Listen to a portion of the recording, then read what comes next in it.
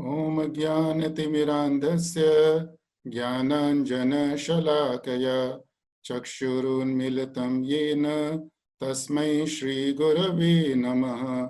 श्रीचैतन्यमनोभीष्टं स्थापितं येन भूतले स्वयं रूप कदा मह्यं ददाति स्वपदान्तिकं। वन्देऽहं श्रीगुरुः श्रीयुतपदकमलं श्रीगुरून् वैष्णवांश्च श्रीरूपं साग्रजातं सहगण रघुनाथान्वितं तं सजीवं साद्वैतं सावधूतं परिजनसहितं कृष्ण चैतन्य देवं श्रीराधा कृष्ण पादान् सहगण ललिता श्रीविशाखान्वितांश्च। हे कृष्ण करुणा सिंधु दीनबंधु जगतपते गोपेश गोपिका कांत राधा कांत नमस्तुते। तप्त कांचन गौरांगी राधे वृंदावनेश्वरी वृषभानुसुते देवी प्रणमामि हरिप्रिये। वाञ्छाकल्पतरुभ्यश्च कृपा सिन्धुभ्य एव च पतितानां पावनेभ्यो वैष्णवेभ्यो नमो नमः। जय श्री कृष्ण चैतन्य प्रभु नित्यानंद श्री अद्वैत गदाधर श्रीवासादि गौर भक्त वृंद। हरे कृष्णा कृष्णा कृष्णा हरे हरे, हरे राम राम राम हरे हरे। हरे कृष्ण कृष्ण कृष्ण हरे हरे, हरे राम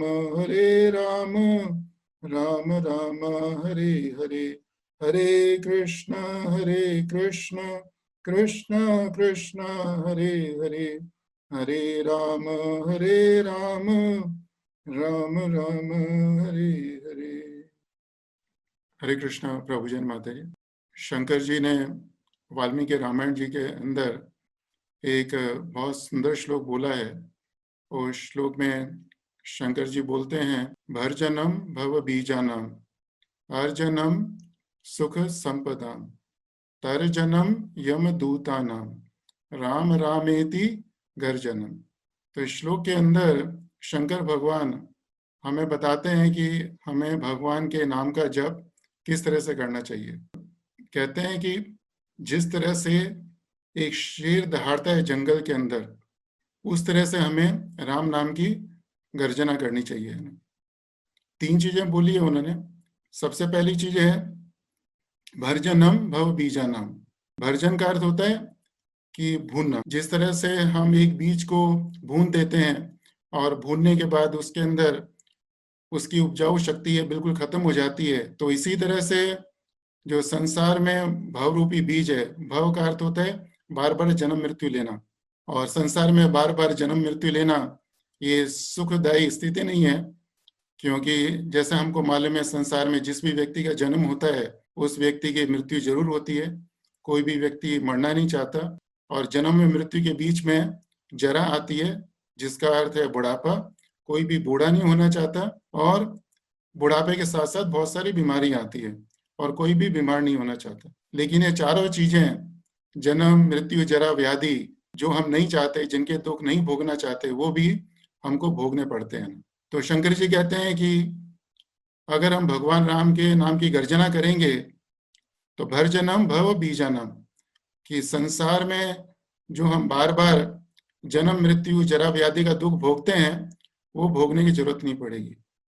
एंड अर्जनम सुख संपदाम, और जब तक हम इस संसार के अंदर रहेंगे हमारे पास सुख और संपदा रहेगी। और सुख संपदा के अंदर सारी चीजें आती हैं। संपदा का अर्थ सिर्फ धन नहीं होता, संपदा का अर्थ होता है हमारी शारीरिक सुंदरता, हमारा ज्ञान, हमारा शारीरिक बल, बहुत सारी चीजें आती हैं। तो शंकर जी कहते हैं कि हम संसार में रहेंगे और भगवान राम के नाम की गर्जना होगी तो हमारे को सारी सुख संपदा मिलेगी। और फिर तीसरी लाइन में बोलते हैं तर्जनम यम दूतानाम। तर्जन का अर्थ होता है भगाना, यम दूतानाम, कि अगर हमारे सामने कोई मृत्युजनक स्थिति आती है और उस समय हम भगवान का नाम लेंगे तो वो मृत्युजनक स्थिति भी हमसे दूर हो जाएगी। लेकिन उसके लिए शर्त क्या है? भरजनम भव बीजानाम अर्जनम सुख संबदाम तरजनम यम दूता नाम राम रामेति गर्जनम। राम रामेति, राम राम इति, राम राम ही, इन्हीं शब्दों का हमें बार बार उच्चारण करने का है। हमारे शास्त्रों में जगह जगह भगवान राम के नाम की शक्ति की महिमा को बताया गया है। उसकी शक्ति का जितना गुणगान करें उतना कम है, और किसी के अंदर सामर्थ्य नहीं है कि भगवान राम के नाम में जो शक्ति है, उसकी ध्वनि में जो शक्ति है, उसका कोई भी पूरा गुणगान कर सके। लेकिन आज हम प्रयास करेंगे थोड़ा सा कि भगवान राम के नाम में जो शक्ति है उसके ऊपर थोड़ी चर्चा करें। और जैसा शिव जी बताते हैं, राम नाम के नाम की गर्जना होनी चाहिए और उससे जो यमदूत हैं वो भी दूर भाग जाएंगे। तो यह कोई आश्चर्यजनक चीज नहीं है। इस संसार में भी हम देखते हैं कि अगर हमें कोई चीज अच्छी नहीं लगती और अगर उसे हम दूर भगाना चाहें तो हम कोई ध्वनि उत्पन्न करते हैं। हम संसार में देखते हैं, अगर हमारे घर में कोई पक्षी आ जाता है और उसे भगाना हो तो हम ताली बजाते हैं। तो पक्षी ताली बजाने से नहीं भागता, ताली बजाने से जो ध्वनि निकलती है, ध्वनि सुनने से वो पक्षी भाग जाता है। इसी तरह से संसार में देखते हैं कि जंगल में जब शेर दहाड़ता है तो उसकी दहाड़ की ध्वनि से दूसरे जो पशु पक्षी हैं वो सब दूर दूर भागना शुरू कर देते हैं। जब पुलिस की गाड़ी आती है, पुलिस अपना सायरन बजाती है, तो पुलिस की गाड़ी की सायरन के आवाज से अगर कोई चोर होगा तो चोर भी इधर उधर जाके छुप जाएगा। तो इसी तरह से भगवान राम के नाम में भी बहुत शक्ति है, और श्रीमद् भागवत में जगह जगह उदाहरण दिया गया है भगवान राम के नाम की शक्ति का। और भगवान राम की शक्ति तो बहुत बड़ी चीज है। भगवान राम का डायरेक्ट नाम नहीं लें, किसी यज्ञ में हम भगवान को याद करके और किसी शब्द का उच्चारण करें और कोई इच्छा हो हमारे अंदर, तो वह इच्छा भी पूरी हो जाती है। श्रीमद् भागवतम में चतुर्स्कंध है, उसके अंदर वीर महाराज का प्रसंग आता है। वीर महाराज बहुत ही क्रूर राजा थे। इतने क्रूर थे कि वो छोटे छोटे बच्चे जो खेलने के लिए जाते थे बाहर, उनको पकड़ के मार देते थे। तो उनके राज्य में जो ऋषि मुनि थे उनको सबको बहुत चिंता हुई कि जो राजा कार्य कर रहे हैं ये तो अच्छा कार्य नहीं है, और इससे राजा को स्वयं बहुत कष्ट होएगा, उनको अपने पापों का फल भोगना पड़ेगा, और इसके साथ साथ प्रजा भी बहुत दुखी होगी। तो वह सब मिलके वीर राजा के पास उनको समझाने के लिए गए कि महाराज, जो आप कार्य कर रहे हैं, कार्य अच्छा नहीं है। आपने समाज के अंदर जितने भी यज्ञ हैं, पूजा पाठ है, अनुष्ठान है, दान पुण्य का काम है, सब बंद करवा दिया। भगवान की पूजा बंद करवा दी, यज्ञ बंद करवा दीजिए, तो ये आपके कल्याण के लिए अच्छा नहीं है। तो वीर महाराज जब ये सुना तुमको बहुत क्रोध आया। उन्होंने ब्राह्मण को बोला कि तुम किस विष्णु की बात करते हो? तुम सबके लिए मैं ही विष्णु हूँ, तुम मेरी पूजा करो और जैसा मैं कहता हूँ तुम ऐसा करते रहो। तो इसे ऋषि मुनि को और ज्यादा क्रोध आया और उन सब ने मिलकर एक यज्ञ का अनुष्ठान किया। और यज्ञ का उद्देश्य था कि किसी तरह से समाज का कल्याण हो और किसी तरह से समाज को वेन महाराज है उनके अत्याचारों से मुक्ति मिले। तो उन्होंने यज्ञ जब आरंभ किया तो यज्ञ आरंभ करते हुए और यज्ञ के साथ साथ सिर्फ एक अक्षर का उच्चारण किया, हम हम हम हम हम हम वी नहीं, हा पूरा हा, म आधा म, हम। तो इसी एक अक्षर का उच्चारण बार बार किया। और श्रीमद् भागवतम में दिया गया है कि कुछ समय बाद वेन महाराज इतने कमजोर हो गए कि उनकी स्वयं ही बिना किसी अस्त्र के, बिना किसी शस्त्र के, बिना किसी युद्ध के उनकी मृत्यु हो गई। और जो राज्य था, समाज था, उनको एक क्रूर राजा से छुटकारा मिल गया। तो इस प्रसंग से हमको मालूम पड़ता है कि जो एक शब्द है उसकी ध्वनि में कितनी शक्ति है ना। हमको इससे ये भी संदेश मिलता है कि जिस तरह से हम शब्द का उच्चारण करने से, शब्द नहीं अक्षर है, सिर्फ एक अक्षर है, इस अक्षर के उच्चारण करने से यमराज प्रकट हुए। क्योंकि जैसे हमें मालूम है मृत्यु के समय यमराज यम के दूध आते हैं तो वो हमारा शरीर लेके जाते हैं ना, अगर हमने बहुत पाप किए हो। तो यमराज प्रकट हुए, हम एक क्षण ने यमराज को आकर्षित किया। तो उसी तरह से अगर हम हरे कृष्णा कृष्णा कृष्णा हरे हरे, हरे राम राम राम हरे हरे, हम बार बार इस मंत्र का उच्चारण करेंगे, बार बार हम कृष्णा बोलेंगे, बार बार राम बोलेंगे, बार बार गोविंदा बोलेंगे, ओम नमो भगवते वासुदेवाय बोलेंगे, श्री कृष्णा शरणम मम बोलेंगे, तो वहां पर क्या होगा? वहां पर कृष्ण भगवान प्रकट होंगे। जब अर्जुन ने भगवान का विश्व रूप देखा, तो विश्व रूप देखने के बाद में वह भगवान की स्तुति करते हैं, और स्तुति के प्रारंभ में ही एक बहुत सुंदर श्लोक बोलते हैं, और उस श्लोक में बोलते हैं, स्थाने ऋषिकेश तव प्रकीर्तया जगत प्रहस्यति अनुरज्यते शांसी भीतानि दिशो द्रवन्ति सर्वे नमस्यन्ति च सेध संग। बहुत सुंदर श्लोक है।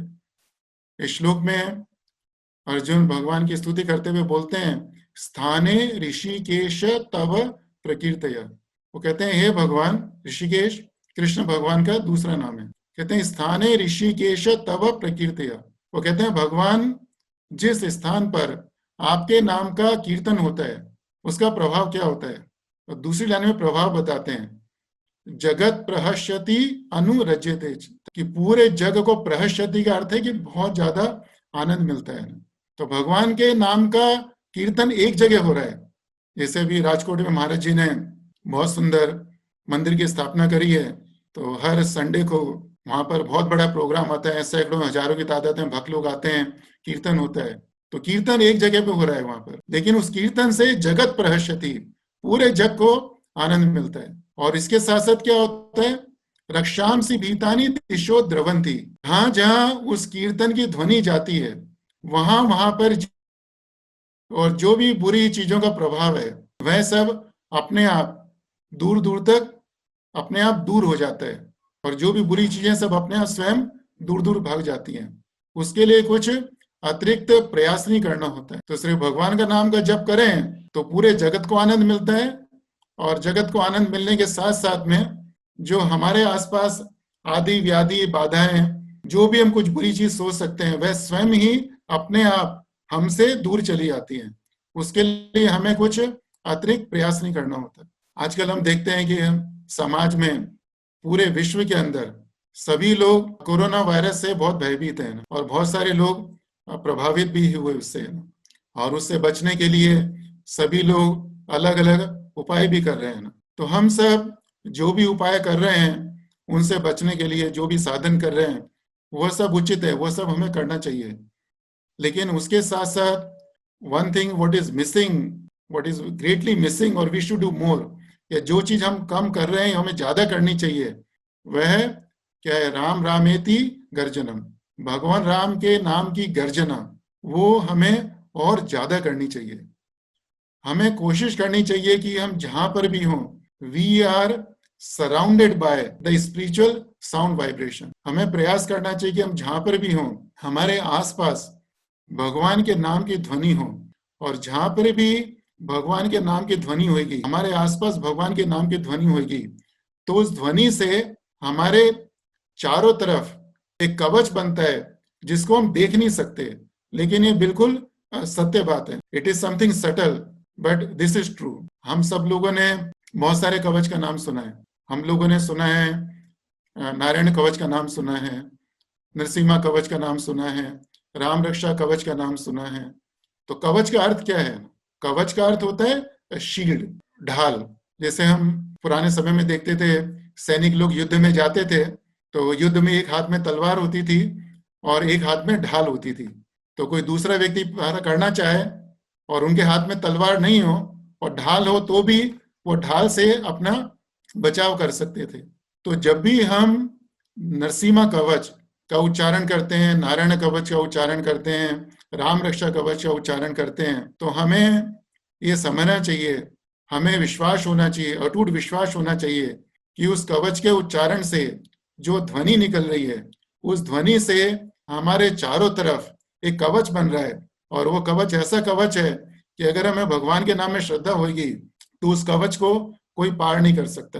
कोई भी बुरी चीज, कोई भी आदि व्याधि हमको छू नहीं सकती है। और कभी हम ध्यान से ये कवच पढ़ें तो हम देखेंगे कवच के अंदर हम भगवान से प्रार्थना करते हैं कि भगवान हमारी अलग अलग तरीके से सुरक्षा करें। लेकिन उस प्रार्थना के साथ साथ हर एक प्रार्थना के अंदर भगवान के अलग अलग नामों का उच्चारण होता है।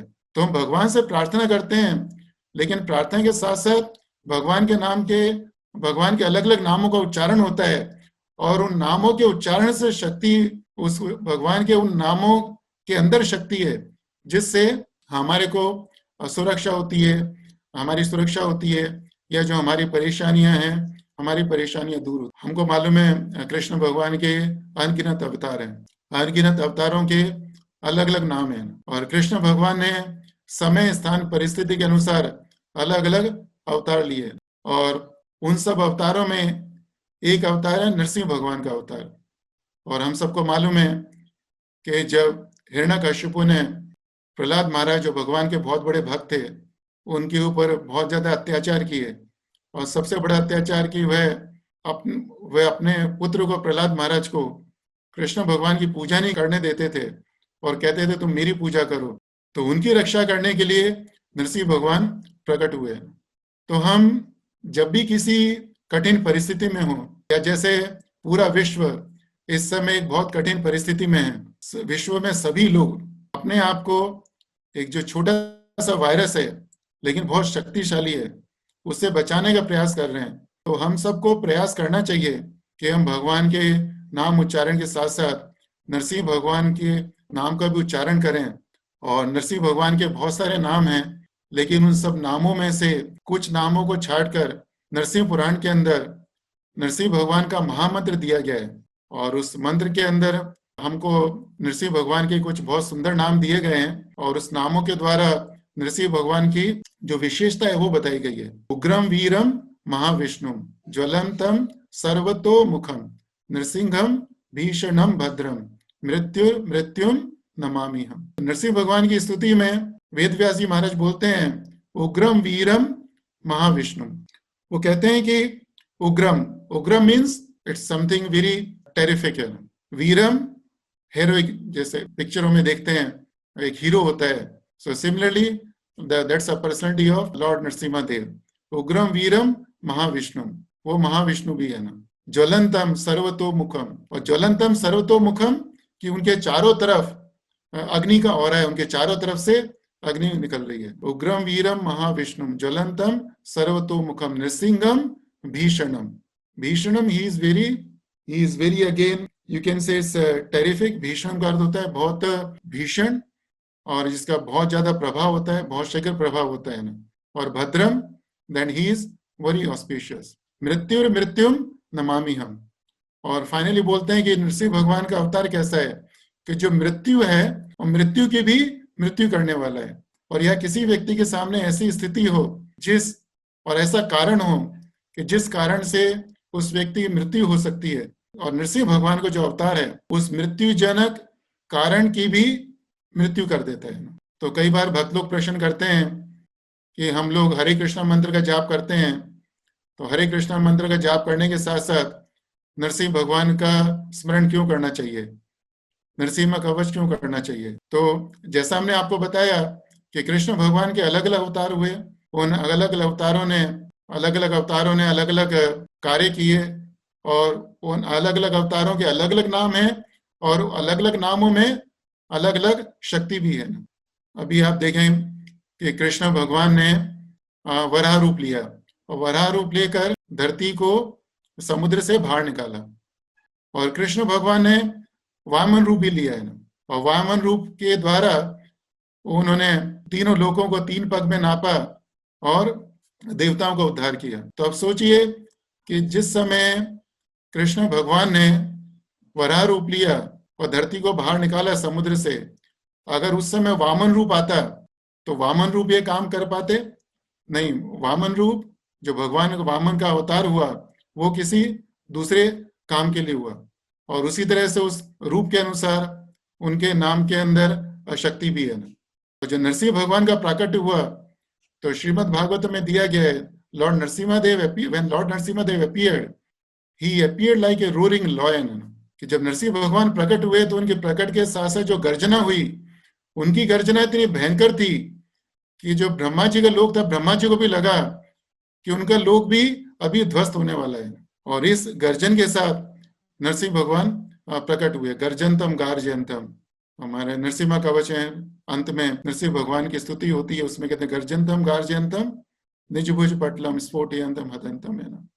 तो नरसिंह भगवान का जो प्राकट्य हुआ वो ऐसी स्थिति में हुआ कि जब उनका भक्त बहुत ज्यादा कठिन परिस्थिति में था, और जैसे ही नरसिंह भगवान का प्रकट हुआ वैसे ही सारी दिशाओं में भय छा गया, और जितने लोग थे आसपास सभी देवी देवता भयभीत हो गए। तो कहने का तात्पर्य यह है कि हम जब भी किसी कठिन परिस्थिति में हो उस समय अवश्य हम हरे कृष्णा कृष्ण कृष्ण हरे राम राम राम हरे हरे इस मंत्र का जाप करें, और इस मंत्र के साथ साथ नरसिंह भगवान का स्मरण करें, तो उससे हमको शीघ्र लाभ मिलता है।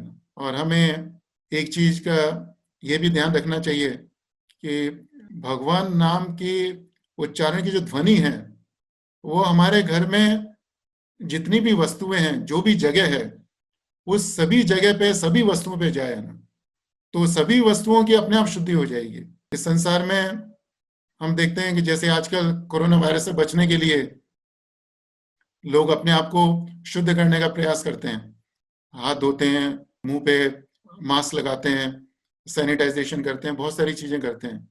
लेकिन अभी देखिए कि घर के अंदर इतनी सारी वस्तुएं, इतना सारा सामान है, हम किस किस चीज को सैनिटाइज करेंगे? हम लोग कितना सैनिटाइज करेंगे, कितनी बार सैनिटाइज करेंगे? और ऐसा संभव है? नहीं, ऐसा संभव नहीं है ना।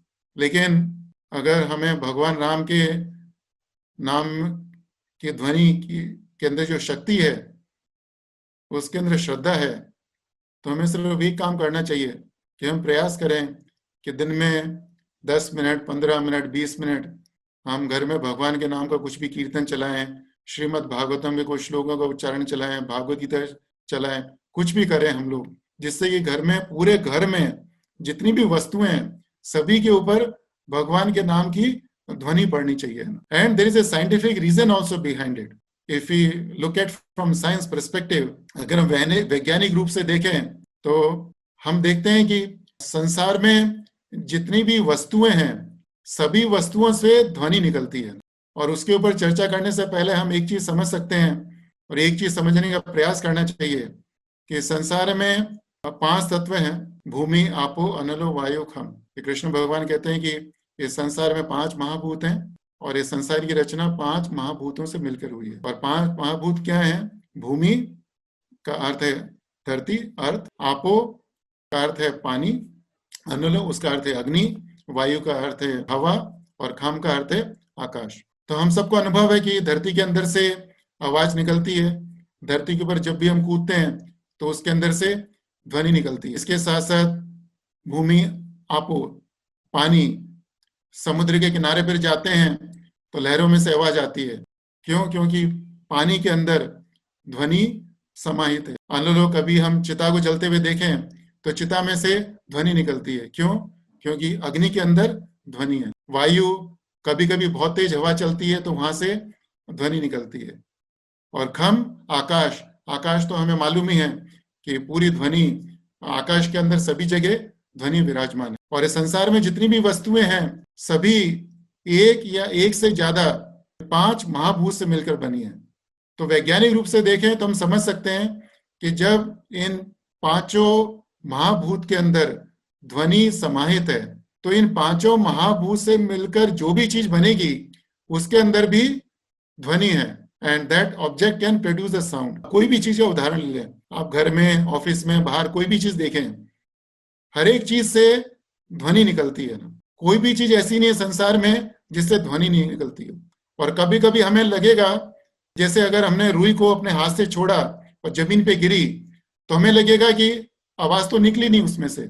नहीं, ऐसा सत्य नहीं है, आवाज निकली उसमें से, लेकिन हमारे कानों की क्षमता नहीं है उस छोटी सी ध्वनि को सुनने की, तो इसलिए हम उसको सुन नहीं पाते हैं।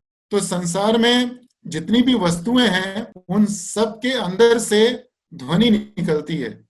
तो जब किसी वस्तु से ध्वनि निकलती है तो इसका अर्थ यह भी है कि उस वस्तु के अंदर क्षमता है ध्वनि को अपने अंदर एब्जॉर्व करने की। और यह कहने का तात्पर्य है कि हम जो भी ध्वनि, कुछ भी हम बोलते हैं और बोलने से जो भी ध्वनि निकलती है वो ध्वनि जिस जिस चूप के ऊपर जाती है उसका उसकी उसका उस चीज के ऊपर उस ध्वनि के अनुसार प्रभाव होता है। अगर हम अच्छी ध्वनि का उच्चारण करेंगे तो सभी वस्तुओं के ऊपर अच्छा प्रभाव होगा। बुरी ध्वनि का उच्चारण करेंगे तो उनके ऊपर बुरा प्रभाव होगा। कुरुक्षेत्र के श्रीमद् भगवद गीता के अंदर प्रारंभ में ही जब संजय धृतराष्ट्र को बताते हैं तो उसके द्वारा हमें समझने को मिलता है और हम जानते हैं कि कुरुक्षेत्र का युद्ध शुरू हुआ तो युद्ध शुरू होने से पहले सभी कौरवों ने अपने अपने शंख बजाए और उसके बाद में जितने पांडव थे सभी पांडवों ने एक एक करके अपने शंख बजाए। जब कौरवों ने अपने शंख बजाए तो उसका पांडवों के ऊपर कुछ भी प्रभाव नहीं हुआ है। लेकिन जब पांडवों ने शंख बजाए तो भगवत गीता के अंदर दिया गया है, इट सेज हृदय ज्ञानी व्यधारयत, कि पांडवों ने जो शंख बजाए और शंख के उच्चारण की ध्वनि से कौरवों के हृदय चीर चीर हो गए। क्यों? क्योंकि पांडव थे, वह उनके साथ कृष्ण भगवान थे और वह हमेशा कृष्ण भगवान के नाम में मग्न रहते थे।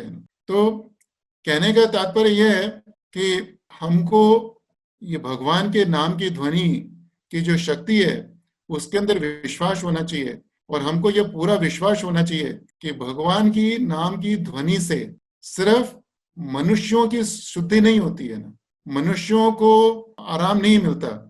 मनुष्य सिर्फ ऐसा नहीं, मनुष्यों को आराम मिलता है, मनुष्यों को शांति मिलती है, मनुष्यों को शुद्धि होती है। इसके साथ साथ संसार में जितनी भी वस्तु है जगत प्रहस्यति है। जगत का अर्थ में सिर्फ मनुष्य नहीं है, जगत के अंदर जितनी भी चीजें हैं सभी को आनंद मिलता है। तो अगर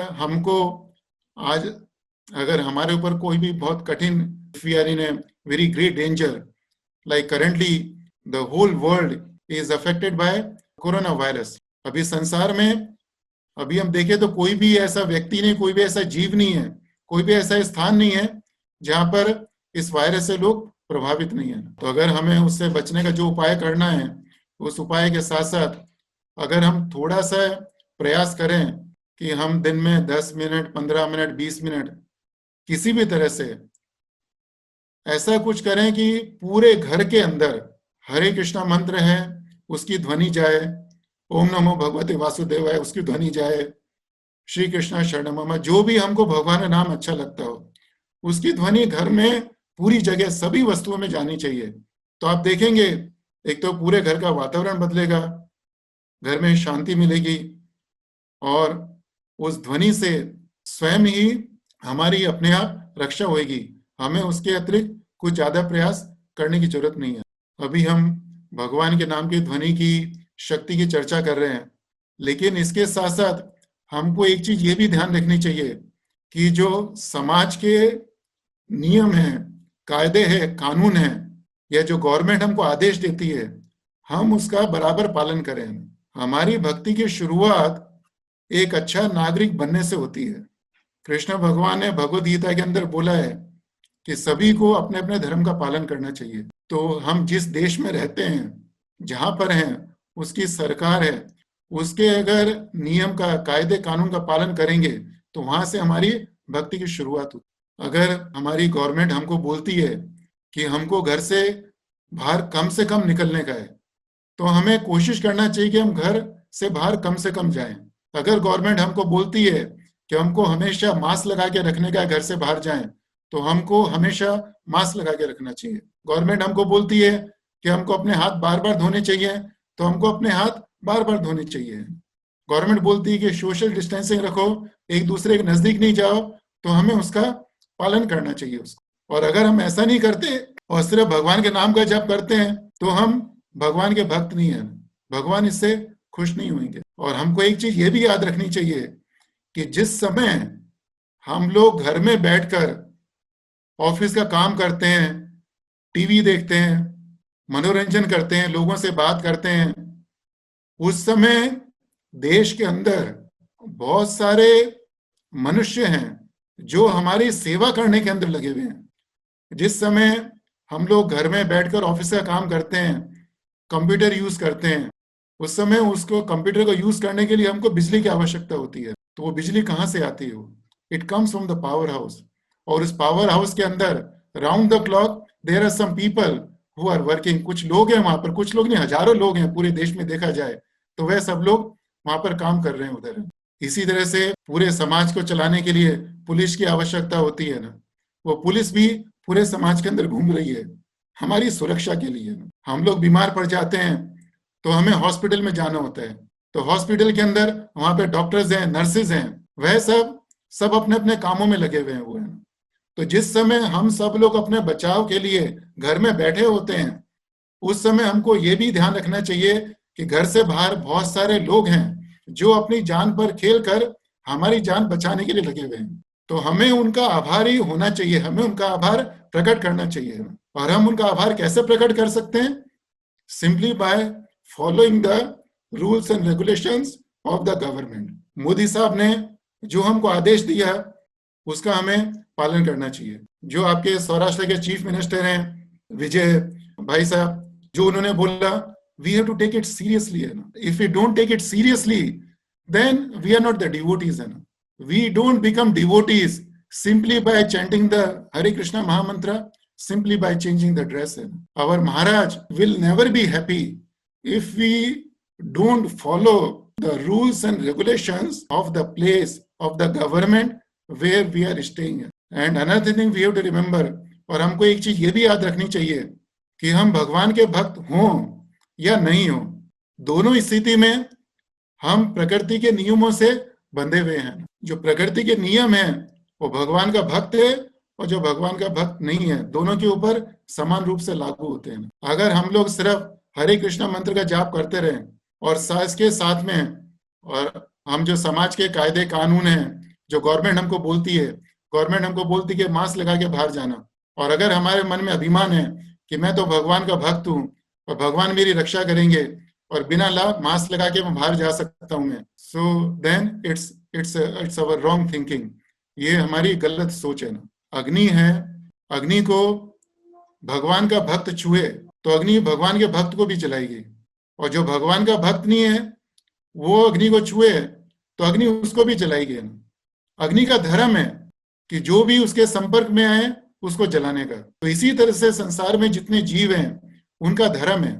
और अगर हम कोरोना वायरस के बारे में बात करें तो उसका भी अपना धर्म है ना, उसके भी अपने कुछ गुण हैं, उसका भी अपना कुछ प्रभाव है ना। तो हमें याद रखना चाहिए कि हमको भगवान के नाम की ध्वनि की शक्ति के बारे में जानकारी है कि भगवान के नाम की ध्वनि में असीमित शक्ति है ना। लेकिन इसके साथ साथ जो प्रकृति के नियम हैं, जो हमें समाज की सरकार है उसके द्वारा मिलते हैं, हमें उसका बराबर पालन करना चाहिए। And if we don't follow the rules and regulations of the government, so then we are not the कृतज्ञ, we are कृतज्ञ।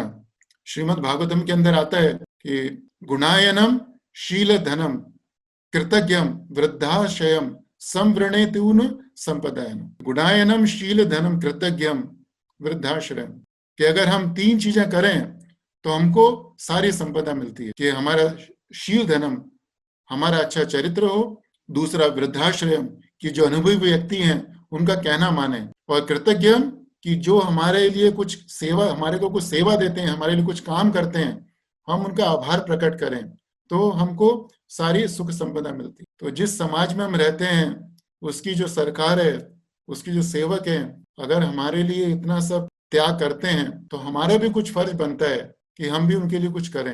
And if you don't follow it then we are creating a more pressure on the system which is not good for the government and for us also.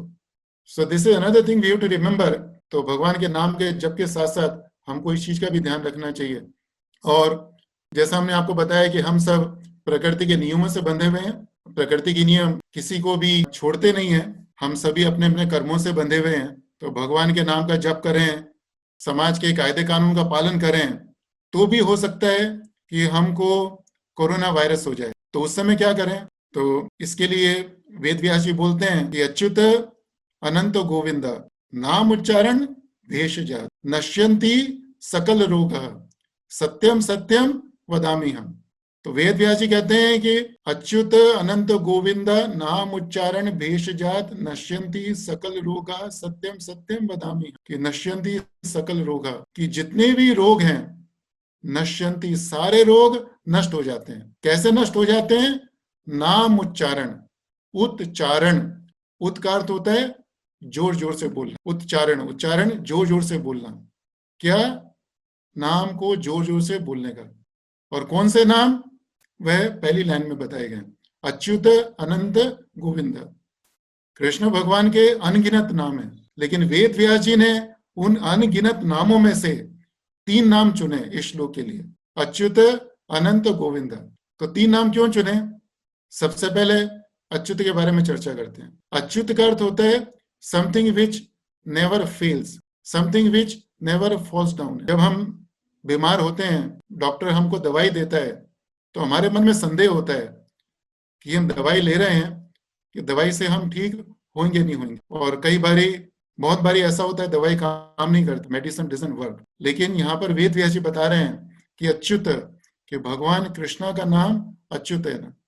अगर हमारे अंदर श्रद्धा होगी तो भगवान का नाम कभी भी फेल नहीं होगा, इट विल ऑलवेज वर्क। एक बार शिला प्रभुपाद जी बहुत बीमार थे, सभी वैद्यों ने आकर उनको देखा और दवाई दी, लेकिन शिला प्रभुपाद जी को आराम नहीं पड़ रहा था। तो शिला प्रभुपाद जी ने अपने शिष्यों को बोला कि मुझे उठाकर मुझे गुरु महाराज के सामने फेंक दो, throw me in front of my guru Maharaj. और शिष्यों ने ऐसा ही किया, और हमको मालूम पड़ता है कि शिला प्रभुपाद जी ने जो गुरु महाराज के दर्शन किए और या गुरु महाराज ने उनको देखा, तो उसके बाद में वह बहुत शीघ्र ठीक भी हो गए। तो अच्युत का अर्थ है कि अगर हम बीमार हैं और हम भगवान के नाम को उच्चारण लेते रहें तो हम बहुत शीघ्र ठीक हो जाएंगे। अच्युत, अनंत। और दूसरा नाम है अनंत। इस संसार में जितनी दवाइयां हैं, हर एक दवाई 1, 2, 3, 4 बीमारी ठीक कर सकती है, लेकिन यहाँ पर वेद व्यासी बता रहे हैं कि भगवान का नाम ऐसा है कि वह अनंत। कोई भी बीमारी हम सोचें और हम श्रद्धा से भगवान का नाम लें तो हमें उस बीमारी से छुटकारा मिल सकता है और उस बीमारी से आराम मिल सकता है। और गोविंदा, तीसरा नाम उन्होंने बताया, गोविंदा। गो का अर्थ होता है इंद्रिया और विंद का अर्थ होता है आनंद देने वाला। इस संसार में जब हम दवाई लेते हैं तो ज्यादातर सभी दवाई कह सकते हैं हम कि दवाई लेते हैं, दवाई लेते हुए हमको सुखी की अनुभूति नहीं होती, हमको आनंद नहीं मिलता, हम दवाई लेना नहीं चाहते। लेकिन वेद व्यास जी हमको बोलते हैं कि भगवान राम का नाम ऐसी औषधि है कि इसको लेने से हमको आनंद मिलेगा, और जितना ज्यादा लेंगे और ज्यादा आनंद मिलेगा। इस संसार में जो दवाई है, डॉक्टर हमको बोलते हैं कि 5 ml लेने का, 10 ml लेने का, 1 टैबलेट लेने का, 2 टैबलेट लेने का, और जरूरत से ज्यादा ले लेंगे तो हम और ज्यादा बीमार हो जाएंगे। लेकिन भगवान राम का नाम ऐसा है कि हम जितना ज्यादा लेंगे तो उससे हमको ना ज्यादा बीमारियों से आराम पड़ेगा, बल्कि जो आने वाली आदि व्याधि है हमको उससे भी छुटकारा मिलेगा। तो अच्युत, अनंत, गोविंदा, नाम उच्चारण भेषजात, नश्यंती सकल रोग, सत्यम सत्यम वदामि हम, सत्यम सत्यम वदामि हम। तो वेद व्यास जी 2 बार बोल रहे हैं सत्यम सत्यम, क्योंकि लोगों को विश्वास नहीं होता है ना। लोगों को क्या, हम सभी को, हमको खुद को, मेरे को इतना विश्वास नहीं होता है ना, और यही कारण है कि हम सब लोग दुखी हैं। तो हमको भगवान के नाम में विश्वास होना चाहिए, नाम के उच्चारण में, नाम की ध्वनि में विश्वास होना चाहिए। कलयुग के अंदर हम शास्त्र में पढ़ते हैं कि कलयुग का धर्म क्या है? कलयुग का धर्म है संकीर्तन करना। संकीर्तन का अर्थ है कि एक से ज्यादा व्यक्ति इकट्ठा होकर भगवान के पास जाएं और भगवान से प्रार्थना करें। प्रार्थना मन ही मन में नहीं, हमको बोल बोल कर प्रार्थना करनी है। क्यों? क्योंकि जब हम बोलते हैं, बोलने से जो ध्वनि होती है, transcendental sound vibration has got the transcendental effect on everything. हमको एक चीज का ये भी ध्यान रखना चाहिए कि we have the right to protect ourselves, but we do not have the right to kill any other living entity. कि हमारे अधिकार में क्या है, हमारा अधिकार क्या है कि वी हैव द राइट कि हमको अपने आप को बचाना, ये हमारा अधिकार है। लेकिन हमको अपने आप को बचाने के लिए दूसरों को मारने का प्रयास नहीं करना चाहिए। हमें प्रयास करना चाहिए कि दूसरों को मारे बिना ही हमारी सुरक्षा हो जाए। So in this context I want to tell you कि जो मेरा अनुभव है, जो मैं सोचता हूँ कि we should not envy corona virus, हमको कोरोना वायरस से इसे ईर्ष्या नहीं करनी की है। अद्वेष्टा सर्वभूतानां मैत्रेय करुणा एवच। कृष्ण भगवान ने भगवद गीता के 12वें अध्याय के अंदर भक्तों के गुण बताए। या 12वें अध्याय में कृष्ण भगवान ने बताया कि कृष्ण भगवान को कौन से भक्त प्रिय हैं। और कृष्ण भगवान जब उन भक्तों के बारे में बताते हैं और उन भक्तों को जो सबसे पहला गुण बताते हैं, तो सबसे पहले गुण में कृष्ण भगवान कहते हैं अद्वेष्टा सर्वभूतानां यो मद भक्ता समे प्रिय है। कि कृष्ण भगवान कहते हैं कि जो किसी से भी ईर्ष्या नहीं करता, अद्वेष्टा सर्वभूतानां। सर्वभूतानां मतलब कि संसार में जितने भी जीव हैं, सिर्फ मनुष्य नहीं, जितने भी जीव हैं, किसी से ईर्ष्या नहीं करने का। और कृष्ण भगवान कहते हैं कि ऐसा भक्त, ऐसा जीव जो किसी भी जीव से ईर्ष्या नहीं करता, वह जीव, वैसा व्यक्ति मुझे बहुत ज्यादा प्रिय है। जीवेर स्वरूप है नित्य कृष्णदास। चैतन्य महाप्रभु हमको बोलते हैं कि संसार में जितने भी जीव हैं उनका स्वरूप क्या है? नित्य कृष्णदास। सभी कृष्ण भगवान के दास हैं और सभी को कृष्ण भगवान ने कुछ न कुछ सेवा करने को दी गई है। और हमारे अनुसार हम कह सकते हैं, हम सोच सकते हैं कि जो दूसरा व्यक्ति कुछ काम कर रहा है वो अच्छा नहीं है। जैसे समाज में कभी हम देखते हैं कि पुलिस किसी व्यक्ति को पकड़कर जेल में ले जाती है ना, और जेल में उस व्यक्ति को अलग अलग तरीके से सजा दी जाती है। तो कभी कभी हम कह सकते हैं कि पुलिस दूसरे व्यक्ति को सजा क्यों दे रही है, लेकिन सरकार को मालूम है कुछ व्यक्तियों को सजा देना जरूरी है ना, इसीलिए वह पुलिस डिपार्टमेंट भी बनाते हैं, इसीलिए वह पुलिस ऑफिसर भी रखते हैं। तो ये जो कोरोना वायरस है, this is the creation of Krishna. ये भगवान की सृष्टि है, उसी का एक अंग है।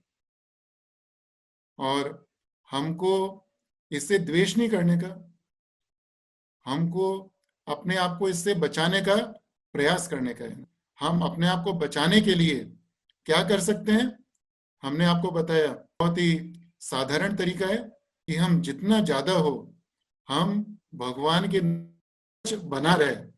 और अगर ऐसा रहेगा तो आई एम श्योर कि हम हमेशा सुरक्षित रहेंगे और जो कोरोना वायरस है ये भी हमसे दूर रहेगा।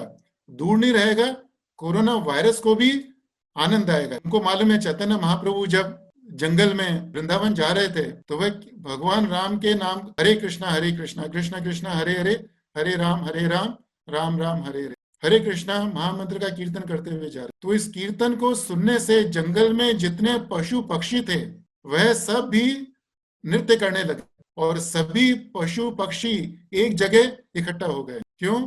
क्योंकि भगवान राम के नाम के अंदर अद्भुत शक्ति है। अद्भुत का अर्थ है extraordinary power which we can not think of, है ना, इनकंसीवेबल, अचिंत्य। कि भगवान के नाम के अंदर कितनी शक्ति है उसकी कल्पना भी नहीं कर सकते हम लोग, है ना, उसका गुणगान भी नहीं कर सकते हैं, लेकिन उसका अनुभव जरूर कर सकते हैं हम लोग। और हम देखते हैं कि अभी जैसे हमारे राजकोट के अंदर बहुत सारे भक्त हैं जो पिछले कई महीनों से रोज सैकड़ों व्यक्तियों को फ्री फूड डिस्ट्रीब्यूशन करते हैं, उनको प्रसाद वितरण करते हैं ना, दूर दूर जाकर, है ना। और वह सब अभी महाराज की कृपा से, राधा नील माधव की कृपा से सभी सुरक्षित हैं। क्यों? क्योंकि उन सब की महाराज के अंदर अटूट श्रद्धा है, राधा नील माधव में अटूट श्रद्धा है, भगवान नाम के जप में श्रद्धा है, भगवान की भक्ति के साथ साथ जो कायदे कानून है उसका भी पालन करते हैं। तो इसी कारण से वह सब अभी 2-3 महीना हो गया, 3 महीने से ज्यादा हो गया, ये भगवान की सेवा के साथ साथ समाज की सेवा में भी लगे हुए हैं और समाज की आध्यात्मिक सेवा में लगे हुए हैं, प्रसाद बांट रहे हैं। क्यों? क्योंकि भगवान से जुड़े हुए हैं, भगवान के नाम की ध्वनि के शक्ति के अंदर बहुत ज्यादा श्रद्धा है। और कृष्ण भगवान कहते हैं कि बलम बलवताम चाहम, I am the strength of the strong people. भगवान कहते हैं कि संसार में जितने शक्तिशाली जीव हैं मैं उनकी शक्ति हूं। तो जो कोरोना वायरस है ये भी बहुत एक शक्तिशाली जीव है ना। और हम देखते हैं कभी अगर हमें किसी शक्तिशाली जीव से लड़ना है तो उस जीव से लड़ने के लिए हमें उससे ज्यादा शक्ति चाहिए। तो लेकिन हम इस वायरस से जो बहुत सूक्ष्म है जिसको हम देख भी नहीं सकते हम, तो हम उसको मार कैसे सकते हैं, हम उससे लड़ कैसे सकते हैं? हमारे अंदर शक्ति नहीं है कि जिस चीज को हम देख नहीं सकते हम उसको मार सकें। लेकिन जो भगवान के नाम की ध्वनि है, that is very subtle, the sound vibration is very subtle, बहुत सूक्ष्म है। Of all the subtle things, the spiritual sound vibration is the most subtle thing. Nothing can be more subtle than the spiritual sound vibration. भगवान के नाम की जो ध्वनि है उससे ज्यादा सूक्ष्म चीज कोई नहीं हो सकती। तो इसीलिए अगर हमें अपने आप को किसी भी आदि व्याधि से या कोरोना वायरस जैसी चीज से बचाना है, तो उसका एक ही उपाय है कि हम प्रयास करें कि जितना ज्यादा से ज्यादा हो सके हम हरे कृष्णा मंत्र का उच्चारण करें, जोर जोर से उच्चारण करें जितना संभव हो। हमारे आसपास नाम के उच्चारण की ध्वनि रहनी चाहिए, हमारे आसपास नहीं, हमारे घर के अंदर जितनी भी वस्तुएं हैं, जितनी भी चीजें हैं, let them get the transcendental sound vibration and you will see change in the environment of the house. And this is not for now. यह सब ऐसा नहीं कि हमको अभी करने का है। पदम पदम यद विपदम, ये संसार का स्वभाव क्या है, हर पद पर कोई नई विपदा खड़ी हुई है। तो लेकिन हम as a matter of principle हम एक नियम बना लें कि हम जहां पर भी हो, घर में हो, दुकान में हो, हम कोशिश करें पूरे दिन घर के अंदर, ऑफिस के अंदर, दुकान के अंदर कुछ ना कुछ आध्यात्मिक ध्वनि का उच्चारण चलता रहे, सभी चीजों के ऊपर जाता रहे। तो उससे उन सभी चीजों की शुद्धि होगी, हमारी शुद्धि होगी और सबसे ज्यादा कृष्ण भगवान को प्रसन्नता होगी और हमारा कल्याण होगा। तो प्रभु जी, माता जी, अभी इसी संदेश के साथ मैं कथा को विराम देना चाहता हूँ और आप सभी भक्त लोगों का बहुत बहुत धन्यवाद कि आप सब लोगों ने कथा का अवसर दिया। भक्तों को प्रश्न पूछ सकते हैं या जो उनका कुछ अनुभव है वो शेयर कर सकते हैं। तो जी, आपने बहुत सुंदर इससे इस विषय को प्रस्तुत किया, आध्यात्मिक के साथ उसको प्रैक्टिकल टच दिया और हमको रियली महाराज जी की याद आई कि महाराज जी कोई भी आध्यात्मिक विषय को हमारे व्यवहार के साथ, उसके जीवन के साथ जोड़ देते थे। और जिस तरह आपने कहा कि कोरोना से हमको भागना नहीं है, अदेष्टा सर्वभूताना, तो मेरे को एक प्रसंग याद आया जब द्वारका में अपना मंदिर का 26 जनवरी को भूमि पूजन चल रहा था। सुबह बराबर 9:15 हो गए थे और उसी टाइम पे आपको पता है गुजरात का सबसे बड़ा भूकंप कच्छ में आया था और मैं भी वो 20 फुट के खड्डे में नीचे में था। मैं जैसे भूकंप आया तो मैं पहला डर के भाग ऊपर चढ़ा और रोड से भागा था पहला। और बाद में मेरे को महाराज जी की याद आई, अरे महाराज तो अपने गेस्ट हाउस में सेकंड फ्लोर पे ऊपर बैठे हुए करके। फिर हम लोग ऊपर गए तो ऊपर आपको पता है, आप सबने देखा है, सब जुने लोग ने, द्वारका में जो गेस्ट हाउस था जुना अपना, वो बहुत जुनी लकड़ी का था दरवाजा, उसको दादरा ऊपर चढ़ने का स्टेप, और वो भी हिल रहा था। और हम कैसे कैसे ऊपर चढ़े तो हमको देख के आश्चर्य हुआ, वहां पे की एक महाराज श्री महाविष्णु महाराज, एक पंजाब के कपल थे, उनका नाम भूल गया, उनके साथ बैठे हुए थे। तीनों जन हाथ ऊपर करके हरे कृष्णा कृष्णा कृष्णा हरे हरे हरे।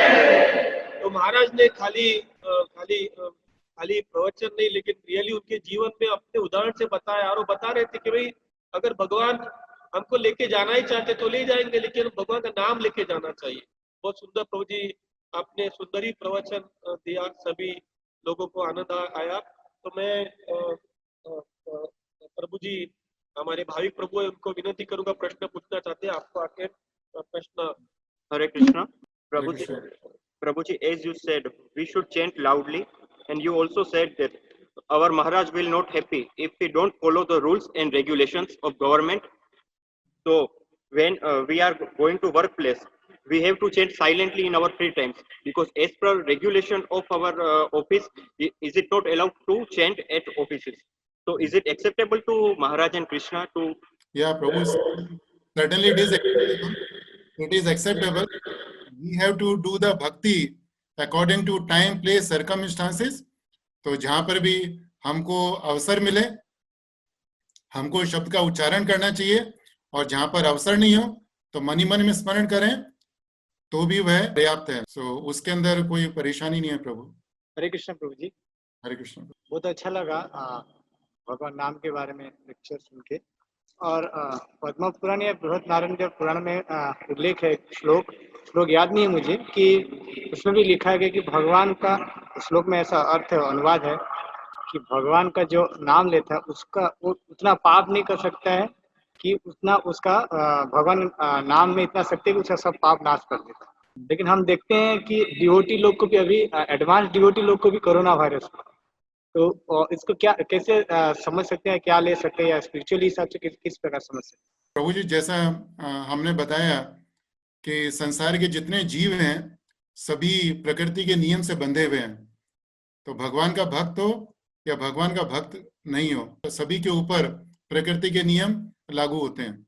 और इसके साथ साथ जो हमारे पूर्व जन्म के कर्म हैं, उस कर्मों के कारण भी इस संसार में हमको कुछ दुख भोगने पड़ते हैं। अभी कुछ भगवान के भक्त हैं, वो इससे प्रभावित हुए, तो इसमें कोई आश्चर्य की बात नहीं है। हमारे अबू धाबी के अंदर भी बहुत सारे भक्त हैं जो इससे प्रभावित हुए, और जितने भक्त लोग प्रभावित हुए वह सब ठीक भी हो गए और उन्होंने बहुत साधारण उपाय किया। कुछ भक्त लोग हॉस्पिटल गए, लेकिन एवरीवन इज ऑल राइट। और लेकिन अब की जैसे हमको मालूम है कि कुछ भक्त लोगों को उनकी मृत्यु भी हुई। सो उसके अंदर हमको ये भी मालूम होना चाहिए कि इस संसार में everything works under the direction of Krishna, कि जो भी चीज होती है कृष्ण भगवान की इच्छा शक्ति के अनुसार होती है। और संसार में जितने जीव हैं और सभी जीवों को कुछ समय दिया जाता है, और we can not understand the Krishna's plan. Shrimad Bhagavat के अंदर जगह जगह प्रसंग आता है। श्रीमद् भागवतम के प्रथम स्कंद के अंदर ही जब भीष्म पितामह देव भानु की शैया पे होते हैं और पांडवों को देखते हैं, तो वो देखते ही उनको बोलते हैं कि मुझे मालूम नहीं कि तुम्हें यह सब कष्ट क्यों भोगना पड़ रहा है ना। और वो कहते हैं कि nobody can understand Krishna's plan. So we should not be surprised that the devotees who are chanting, they get affected by coronavirus. Another thing is that every devotee has to go through one or other kind of miseries. If it's not a coronavirus, then it can be some other disease or other misery. And this is just, nimitta matra, to give the punishment, to give the, I shouldn't say punishment, or it can be punishment also. We do not know what is Krishna's plan. And you can talk to senior devotees more about it. You have the Vaishnava Sevadas Prabhu, you have Devkinandan Prabhu. You can talk to them about it and they can share their realizations on this topic. Hare Krishna Prabhu. Hare Krishna Prabhu ji. Hare Krishna. दंडवत प्रणाम प्रभु जी। प्रभु जी देखो, आज मैं यहाँ हूँ, मैं आपकी कृपा से हूँ। सर मैं आप मेरे को महाराज जी के पास लेके गए थे, बद्री गोविंदास पर बोल रहा हूँ मैं। हरे कृष्णा प्रभु। हरे कृष्णा प्रभु। प्रश्न पूछिए, प्रश्न पूछिए। तो प्रभु जी देखो, अब मैं यहाँ रह रहा हूँ और हम सुबह मंगला आरती भी करते हैं, भागवत क्लास भी करते हैं, सोलह माला भी करते हैं, सब कुछ कर रहे हैं। लेकिन प्रभु जी कभी कभी हमको जैसा ऐसा लगता है पूरा करने, कभी कभी बहुत खुशी में रहते हैं, और कभी कभी कोई भक्त हमको कुछ बोल देता तो हमारे दिमाग में बार बार क्यों घूमता रहता हो। तो आप कह रहे हैं कि कि कोई भक्त आपको कुछ बोल दे हो जाता तो कभी कभी हमारे दिमाग में घूमता रहता है, आरती करने के टाइम, वो करने के टाइम, एक दो दिन घूमता रहता तो टेंशन हो जाता है उस चीज का। तो प्रभु, एक तो प्रभु हमारे मन के अंदर या तो कृष्ण भगवान हो सकते हैं या दूसरी चीज हो सकती है ना। हमारे मन के अंदर दोनों चीजें एक साथ साथ नहीं हो सकती है ना। तो अगर हमारे मन के अंदर कृष्ण भगवान के अलावा दूसरी चीज जाती है तो वो इसलिए जाती है कि हमारा मन पूरी तरह से कृष्ण भगवान में नहीं लगा हुआ है ना। हमको कोशिश करना चाहिए कि हम अपना मन कृष्ण भगवान में ज्यादा लगाएं। और दूसरा, जिस तरह से हमारे महाराज जी बोलते थे कि we should see the hand of Krishna each and every situation, कि अगर हम चाहें तो भी अपना मन पूरी तरह से कृष्ण भगवान में नहीं लगा सकते। मन चंचलम ही मन कृष्ण, हमारा मन बहुत ज्यादा चंचल है।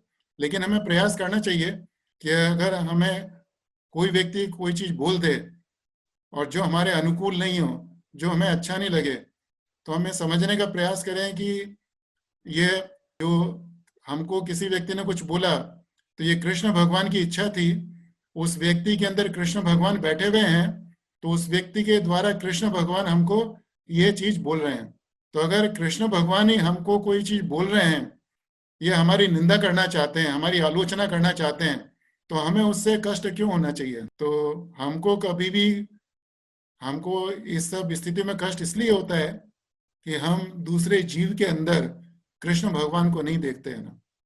तो अगर हम जितना ज्यादा कृष्ण भगवान को देखेंगे दूसरे जीवों के अंदर, परिस्थितियों के अंदर, उतना ही हमको कम कष्ट होगा ना। और यह सब करने के लिए हमको कृष्ण भगवान से, राधा नील माधव से, नरसिंह भगवान से प्रार्थना करनी चाहिए, क्योंकि यह सब करना सरल नहीं है। इसके लिए हमको अभ्यास की आवश्यकता है ना, प्रयास करने की आवश्यकता है। और जिस भी व्यक्ति ने आपको कुछ बोला जिसके कारण आपको मन में क्षोभ होता है, आपको प्रयास करना चाहिए कि आप 5 मिनट शांति से बैठकर उस व्यक्ति के अंदर कम से कम 10 अच्छे गुण निकालें। आप जबरदस्ती निकालें अच्छे गुण, उसको लिखें। आप कोशिश करिए, और सिर्फ 5 मिनट आप ऐसा करेंगे तो आपके मन को बहुत ज्यादा शांति मिलेगी। उस व्यक्ति के प्रति जो द्वेष है, वो द्वेष हृदय से निकल जाएगा और आपका मन भी अशांत हो जाएगा। लेकिन आप इसको करके देखिए इसको। ठीक है प्रभु जी? हरे कृष्णा प्रभु जी। हरे कृष्णा प्रभु जी। हरे कृष्णा।